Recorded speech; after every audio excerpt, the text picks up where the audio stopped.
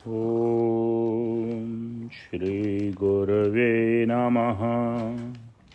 ओम शांति शांति शांति। प्रणाम भगवान। स्वामी आलू वाले बाबा जी का दिव्य ग्रंथ मणिरत्न माला, जिसमें नवा मंत्र चल रहा है और उसका आलू वाले बाबा जी का विवेचन है। मंत्र का छप्पे दिया हुआ है 9th मंत्र का। ब्रह्म प्राप्ति के हेतु कौन साधन निर्दोषा है, सत्संगति दान विचार तथा संतोषा। जाने किसको संत सर्व गुण गुण की खानी, नहीं राग नहीं द्वेष शुद्ध मन सच्ची वाणी। पूरा पर वैराग्य दृढ़ मोह पास नहीं आए है, पर ब्रह्म लवलीन नित संत सो ही कहलाए है। अब विवेचन है। ब्रह्म प्राप्ति के हेतु रूप कौन साधन है, इसके उत्तर में 4 मुख्य साधन दिखलाए हैं। वे चारों साधन भिन्न भिन्न दिखते हुए भी स्वरूप से एक ही हैं।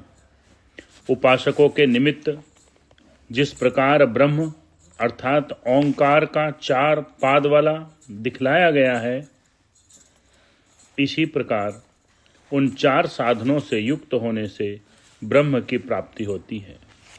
सत्संगति, दान, विचार और संतोष, ये 4 साधन हैं।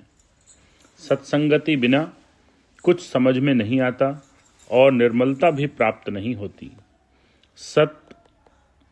सत्य को कहते हैं। जिसमें सत्य का संग हो उसे सत्संगति कहते हैं। संत महात्मा संत पदार्थ को जानने वाला और उसका कथन करने वाले हैं, इसलिए उनका समागम करने से, वार्तालाप तथा कथा श्रवण से सत का संग होता है। जब सत का संग होता है तब जाना जाता है कि जो कुछ जगत प्रपंच और उसके पदार्थ हैं वे सब नाश वाले हैं, आज हैं और कल नहीं हैं। इसी कारण शास्त्र में दान की विशेषता वर्णन की है। बहुत जन्मों के संग्रह किए हुए प्रपंच के भाव और ऐश्वर्य को हटाना है। उनका हटाना 2 प्रकार से होता है, एक छोड़ देने से और दूसरे को देने से। अच्छे समझे हुए पदार्थ जल्दी से इतने बुरे नहीं लगते, नहीं दिखते कि वे छोड़ दिए जाएं। ऐसे उत्तम पदार्थ दूसरे के उपयोग में आवें, इस प्रकार देने को दान कहते हैं। सत्संगति से दान का भाव होता है। जब छोड़ने की प्रवृत्ति में लगे तब विचार की आवश्यकता है, क्योंकि विचार बिना किसको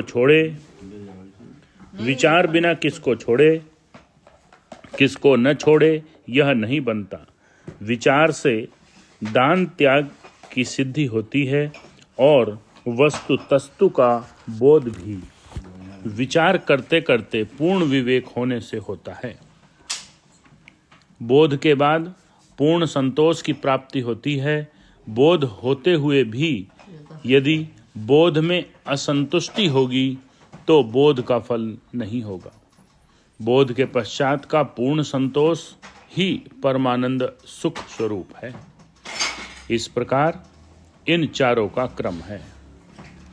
संत पुरुष वही कहा जाता है जिसने आत्म तत्व प्राप्त कर लिया। जो अंतिम सीमा पर पहुंच जाता है, उसके शरीर, वाणी और मन में कोई विलक्षण प्रभाव होता है। संत का स्मरण दुखों को हरने वाला है, उसका समागम पवित्र करने वाला है, उसके वचनामृत अज्ञान के पर्दे को काटने वाले होते हैं। इसलिए प्रत्यक्ष और परोक्ष रूप से संत समागम में सत्य की झांकी झलकती है। इस कारण कहा है संत समागम दुर्लभ भाई। पूर्व के महत् पुण्य के प्रभाव से ही सत्संग समागम प्राप्त होता है। जो पूर्व में पाप कर्म कर चुके हैं और वर्तमान में करने वाले हैं, जिनका अंतःकरण अत्यंत मलिन है, ऐसे पुरुषों को यदि संत समीप भी हों तो भी संत का संग नहीं होता। उन कर्महीनों का सत्संग तो हो ही कहाँ से, वे संत को संत जान ही नहीं सकते। जाने बिना श्रद्धा नहीं होती, श्रद्धा बिना लाभ नहीं उठा सकते। ओम शांति शांति शांति।